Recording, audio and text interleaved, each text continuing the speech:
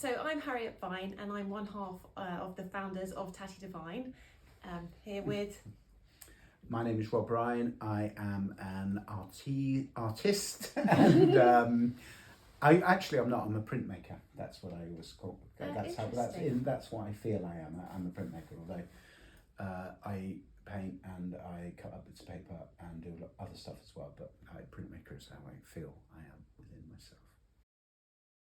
We did an exhibition together because when we had the Brick Lane shop, we didn't really know what to do with all that space. So we had lots of exhibitions, Mark Pawson, and then you had a show. In fact, you had more than one show, didn't you? Yeah, I think so, because I was making these big painting rulers. Remember, I had my show I've got one. Love Rules, and we had a long invite that was like a ruler as well. Yeah. And you've got one. I've got one. So that was the first show, I think.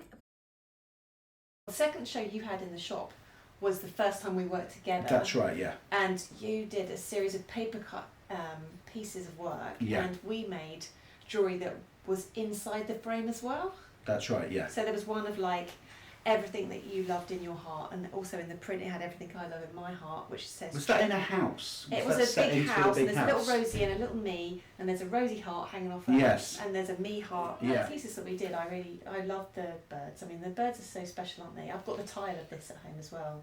Do you know the birds on the nest, the wooden and the formica piece? You know? Yeah, that one. This one. Lorna wears that quite a lot, and everybody comments on it all the time. Well, Tatty Devine does that. So, well, we did this one before, and when it went along with the exhibition in Brick Lane. But then, so this time round, it's got a different colour formica inside it. And also, then we thought we'd pimp it a little bit and add this cheeky little pair of earrings in as well, which has got the text but split over the two earrings, which I really love. I think it's really nice little addition to the collection. Excellent. That was good.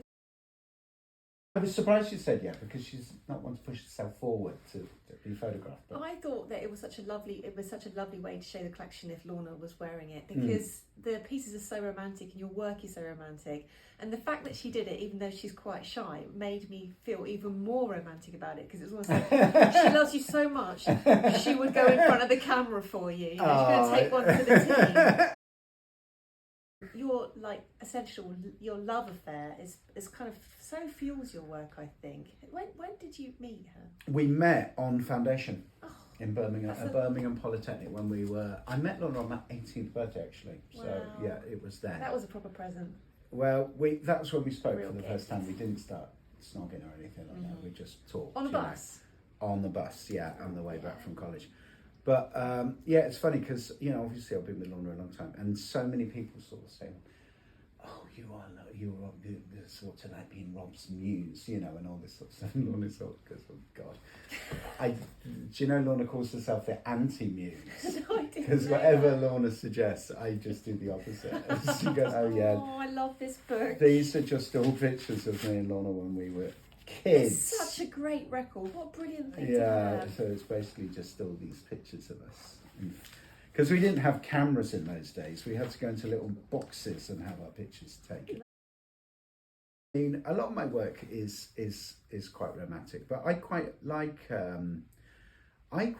sentimental things. I quite like sentimental stories and sentimental songs, and I think the word sentimental gets a bad rap, as if it's a bit of an insult, you know what I mean? The thing is, what people don't really know about my work is I'm actually a really incredibly insecure person. Shock, was surprise.